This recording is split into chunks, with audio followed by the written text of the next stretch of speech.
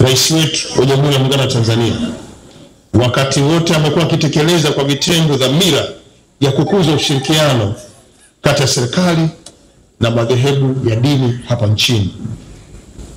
Sote tumeshuhudia mara kadhaa jinsi namna anavyowathamini kwa kuwasikiliza, kuwashirikisha viongozi wote wa madhehebu ya dini katika masuala muhimu ya kitaifa. Hii ni alama tosha kwamba rais wetu ana dhamira ya dhati ya kuimarisha mshikamano kati ya viongozi wa dini na viongozi wa serikali na taifa kwa ujumla. Na kwa upande mwingine, viongozi wa madhehebu ya dini wameendelea kutoa ushirikiano mkubwa sana na kuitikia wito wakati wote serikali inapowahitaji katika matukio mbalimbali, kuanzia kule kwenye ngazi za wilaya, mkoa mpaka taifa. Binafsi nimekuwa shahidi wa mshikamano wa dhati na ushuhudia ninapofanya ziara kwenye ngazi za wilaya na hata mikutano iliyoko vijijini. Hakuna tukio la serikali linaloanza bila kuanza na dua zinazoanzilishwa na viongozi wa dini. Jambo hili ni jambo la kujivunia katika nchi yetu. Lakini haya ndio maono na ndio maelekezo ya rais wetu ya kuhakikisha kila kiongozi kuanzia ngazi ya kijiji, kata, wilaya, mkoa, panapokuwa na jambo la umma lazima lipate baraka kwa dua kutoka kwa viongozi wa kidini. Na ndio kwa sababu wakati wote mmekuwa mkipata mialiko na serikali kushiriki kwenye matukio ya kiserikali. Mheshimiwa Mufti, jambo hili tuendelee kulisisitiza na kulidumisha kwa sababu linaleta sura nzuri kwa jamii inayotutarajia. Ndugu Waislamu, nitoe pongezi nyingi kwa Sheikh wetu Abubakar bin Zuberi bin Ali Mbwana ambaye ni mufti na sheikh mkuu wa Tanzania wetu kwa kuendelea kusimamia kikamilifu shughuli mbalimbali zinazounganisha Waislamu. Matukio kadhaa ambayo na mimi binafsi nimepata nafasi ya kushuhudia, nimeshuhudia haya. Huko nyuma tulikuwa na ile tabia ya huyu anamsema huyu, lakini sasa hali hiyo imebadilika na Waislamu wote tumekuwa wamoja. Tumeona viongozi wa madhehebu mengine ya dini ya Kiislamu wako hapa, viongozi wa taasisi nyingine za dini ya Kiislamu wako hapa kwa kiongozi wetu wa Uislamu Tanzania. Hili ni jambo kubwa sana ambalo mlifanya katika taifa hili, kutuunganisha Waislamu wote kwa lengo la kuzungumza lugha hii moja. Na tunapokuwa kwenye dua kama hii ndiko ambako tunaona umuhimu wa Waislamu wote kuwa kitu kimoja. Na wapongeza kwa kutimiza maagizo ya Mwenyezi Mungu na mafundisho ya Mtume sallallahu alaihi wasallam kwa kitendo cha kuwaombea Waislamu wenzetu waliotangulia mbele za haki ili Mola awapunguzie adhabu. Dua hii imejaa mema tele. Niwaombe tu sisi tulio hai tuendelee kuwafanyia dua wenzetu. Wakati wa uhai wao walifanya dua pamoja nasi, lakini leo hii hawapo. Ni wakati wetu sasa kuombea dua wao, tukijua ya kwamba nasi siku moja tutakuja kuombewa dua. Nami naungana na waumini wote kumwomba Mola wajalie heri wale wote walioshiriki katika kufanikisha dua hii njema. Ndugu Waislamu, pia natoa pongezi nyingi kwa Sheikh Dr. Abubakar bin Ali Mbwana, mufti na sheikh mkuu wa Tanzania, kwa kitendo cha kuiandaa dua hii kwa ajili ya baraka na amani kwa taifa letu tunapoelekea kwenye uchaguzi. Hii imekuja wakati mwafaka kabisa, na inshallah Mwenyezi Mungu atakulipa mufti wetu kwa kazi hii nzuri na ubunifu ulionao wa kuandaa tukio kama hili.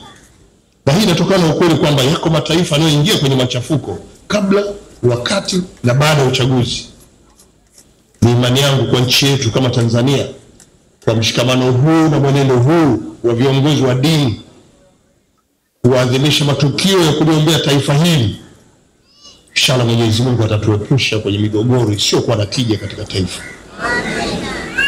Imani yangu kwamba nchi yetu itaendelea kushamiri kwenye duru za amani, utulivu na mshikamano ambazo zimejengwa na viongozi waliotangulia katika taifa hili.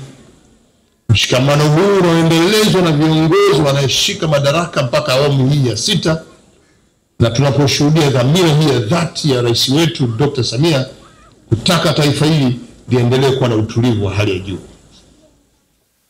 Ni jambo la furaha sana kuona mmeamua kushirikiana na serikali katika dua hii kwa ajili ya taifa hili, kwa kumwalika Mheshimiwa Rais kuja kuwa mgeni rasmi wa kufunga tukio hili la dua. Leo hii ninapomwakilisha Mheshimiwa Rais, hii ni alama kwamba serikali inatambua umuhimu wa sala na dua. Viongozi tunatekeleza majukumu yetu kwa salama, na kwa viongozi wote wa dini, waumini, tumeendelea kuliombea taifa hili. Hii ndio sababu serikali imekuwa ikishirikiana na madhehebu yote ya dini katika nchi yetu, na hasa tunapokuwa na shughuli mbalimbali, iwe za kidini au za kiserikali. Naomba pia tuendelee kuomba dua kwa ajili ya wagombea wa nafasi ya urais. Sasa mimi nilioko hapa, mimi ni msaidizi wa rais, si mwingine ni Dr. Samia Suluhu Hassan. Kupitia Chama cha Mapinduzi, yeye ndio ameshateuliwa kuwa ndio mgombea wa nafasi ya urais. Nataka mimi niseme kwa ajili ya nani tena? Niwaombe tumuombee rais wetu Mheshimiwa Dr. Samia Suluhu Hassan, mgombea wa Chama cha Mapinduzi, na ndiye huyu aliyefanya haya yote ambayo yamezungumzwa na mkuu wa mkoa mnayoyaona kwenye elimu, afya, kilimo, umeme, miundombinu na kadhaa wa kadhaa. Kauli ndio hiyo, tumpe mitano tena ili afanye maboresho makubwa katika taifa hili. Tutafika mbali. Kwa tumuombee sana. Tunapomwombea yeye Mheshimiwa Dr. Samia Suluhu Hassan, pia tumuombee Mheshimiwa Dr. Hussein Ali Hassan Mwinyi, ambaye kwa sasa ni rais wa Zanzibar na mwenyekiti wa Baraza la Mapinduzi, na ndiye mgombea wa Chama cha Mapinduzi Zanzibar, kwa pamoja na Mheshimiwa Balozi Dr. Emmanuel Nchimbi, mgombea mwenza wa rais wa Jamhuri ya Muungano wa Tanzania, na yeye tumuombee sana sana sana, ili viongozi hawa watatu ambao wameendelea kutuongoza kwa mafanikio makubwa ndani ya nchi, basi Mwenyezi Mungu atuongoze kwa kupigia kura nyingi. Sipigi kampeni, lakini lazima niseme ili wapate nafasi ya miaka mingine mitano kulifanya taifa hili kuwa taifa tegemewa, pendwa, na taifa ambalo linaendeleza amani, mshikamano wakati wote kati ya Watanzania na shughuli ambazo tunazifanya. Ndugu Waislamu, niendelee kuzungumzia mchango wa madhehebu ya dini katika ustawi wa jamii ya Watanzania, kwamba bado unahitajika sana. Serikali inathamini kazi kubwa mnayoifanya katika maeneo mbalimbali, na lengo hapa ni kujenga taifa hili la leo na kesho, na katika kujenga mazingira bora ya kizazi hiki ambacho kinatutegemea sisi kuwapa miongozo. Na kwa hiyo tunapofanya kazi kwa pamoja, tunatarajia kupata mafanikio makubwa. Serikali inafanya kazi yake ya kuimarisha huduma za jamii kwenye elimu, afya, maji, nishati, mafunzo mbalimbali kwenye kilimo, huduma mbalimbali zinazotolewa katika nchi, ushirikishaji tunaofanya kwa watu wote, usafirishaji na uchukuzi, na kila hitaji la Watanzania linafanywa na serikali hii. Sikusudii kuhesabu na kutamka moja moja. Mimi naamini kama wewe kweli ni mpenda nchi yako, hili utakuwa unalijua. Umepata mafanikio mangapi kwenye elimu? Naamini mnajua. Mafanikio mangapi kwenye afya? Naamini mnajua. Uboreshaji wa miundombinu ya usafirishaji wa Tanzania mnajua. Tuendelee kuthamini kazi nzuri iliyofanywa na serikali yetu. Ndugu Waislamu, serikali inatambua jukumu kubwa mlio nalo viongozi Tunarudia haya kwa sababu tunaona matunda ya kazi yenu mnayoifanya ya kutoa mafundisho ya kiroho na kuwajenga Watanzania kiimani, kiroho na kimwili. Mmekuwa wakati wote mkichangia jitihada za serikali katika kusimamia maadili mema kwenye taifa hili, na mmekuwa na makatazo, mmekuwa mkikemea matendo yote yanayokiuka mila, desturi. Lakini pia kazi yenu kubwa kutoa ushauri wa malezi kwa vijana. Tumefurahi kuona kuwa mnashiriki kamilifu kila mnapopata nafasi kusimama kwenye membari. Hii imekuwa ni agenda. Endeleeni na agenda hii muhimu kwa taifa letu. Kupitia mafundisho ya viongozi wa kiroho na madhehebu mbalimbali, tumeweza kuendelea kuona kuimarika kwa maadili, nidhamu na ustaarabu wa Tanzania umekuwa ukijipambanua, na hii ndio imeendelea kuiletea heshima nchi yetu. Hii ndio imefanya nchi hii kufunguka na kupata wageni wengi. Niwadokeze tu, baada ya rais huyu anakuja rais mwingine na rais mwingine. Hiyo ndio Tanzania. Kwa nini wanafuatana wengi? Ni kwa sababu ya heshima tulionayo duniani ya kuwa nchi yenye utulivu, amani, mshikamano wa pamoja, na nchi ambayo uchumi wake unapanda kwa kasi. Watanzania, tembeeni vifua mbele. Taifa ni imara, taifa ni pendwa, na sasa limekuwa kimbilio la wale wote waliopoteza amani kwenye nchi zao. Tuendeleze amani hii. Watanzania ni watu wakarimu, na Watanzania ni wastaarabu sana, na hii inatokana na misingi ya kiimani inayojengwa na taasisi zetu za dini hapa nchini. Napomaliza hotuba yangu fupi,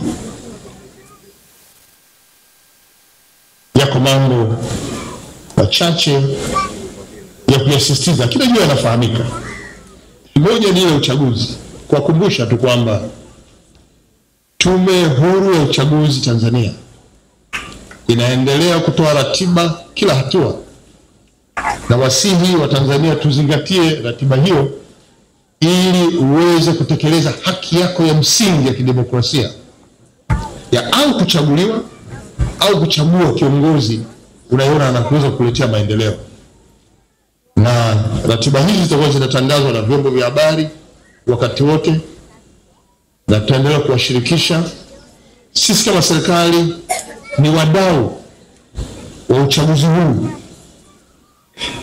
Pale tume itakapotoa tangazo lake, na sisi tutawatangazia ili kupeleka mawasiliano haya mpaka vijijini na kutoa nafasi kwenu kuweza kuimarisha. Kwa hiyo ilikuwa la kwanza la msisitizo. La pili, wito wa kudumisha amani. Nimeusema sana, sihitaji kurudia, na viongozi wote wamesema hapa na wamekuwa wakisema kila siku. Naamini hili tunalo, limetuingia. Tuendelee kuwa mabalozi wa taifa hili kwenye msisitizo wa amani katika nchi. Popote unapopata nafasi ya kuzungumza na Watanzania, wa watatu, wa wanne, watano, 100, 1000, usiache kuzungumzia swala la amani katika taifa hili. La tatu ni wito wa kuendelea kuombea viongozi na wananchi na taifa kwa ujumla. Tabia ambayo naiona sasa katika taifa hili na viongozi wa dini kuamua kuitisha Watanzania pamoja na kuliombea taifa, na wasihi tuendelee nayo. Hii ni fursa ya kila mmoja kutumia nafasi yake kuomba sana kwa Mwenyezi Mungu taifa hili liendelee kuwa la utulivu. Lakini lazima nisisitize kwamba ni muhimu sana kumwombea rais wetu wa nchi ambaye ana majukumu mengi, mbali ya kuwa na wasaidizi, lakini yeye kama yeye anayo majukumu mengi ya kitaifa. Tunao wajibu wa kumwombea. Mwenyezi Mungu amnyoshee kila analofikiria. Mwenyezi Mungu amuondoshee wale wote wenye shari dhidi yake. Na Mwenyezi Mungu aendelee kumpa weledi wa kuendelea kuwa kiongozi imara mwenye afya njema. Na Mwenyezi Mungu ampe mafanikio katika kila jambo lake. Haya ni mambo muhimu kwetu. Vile vile Dr. Philip Isdor Mpango, makamu mwenyekiti, Dr. Hussein Ali Hassan Mwinyi, rais wa Zanzibar na mwenyekiti wa Baraza la Mapinduzi, na ikiwapendeza na sisi wasaidizi tuombee ili tuweze kumsaidia vizuri kazi rais wetu wa Jamhuri ya Muungano wa Tanzania. Baada ya kusema haya, niwashukuru wote, kamati ya maandalizi, ofisi ya BAKWATA na wote ambao mmeshiriki kwenye maandalizi haya. Niwashukuru wote mliokuja hapa. Niwashukuru vyombo vya habari kwa kazi yenu nzuri ya kuhabarisha matukio mbalimbali katika taifa hili. Habarisheni juu ya dua hii iliyodumu kwa siku 3 iliyolenga kuombea viongozi waliotangulia mbele za haki kwenye taasisi yetu ya kidini, lakini pia kuombea viongozi wa taifa hili. Vile vile dua hii imeombea uchaguzi wa mwaka huu. Lengo ni kufikisha ujumbe huko wa Tanzania kwamba na wao wanapaswa pia kutenga siku za kuliombea taifa hili kwenye maeneo hayo yote. Baada ya kusema haya, sasa nitamke kwamba kwa niaba ya Mheshimiwa Dr. Samia Suluhu Hassan, Rais wa Jamhuri ya Muungano wa Tanzania, kuwa dua hii muhimu ya marehemu pamoja na baraka na amani kwa nchi yetu imehitimishwa rasmi. Asante sana kwa kunisikiliza.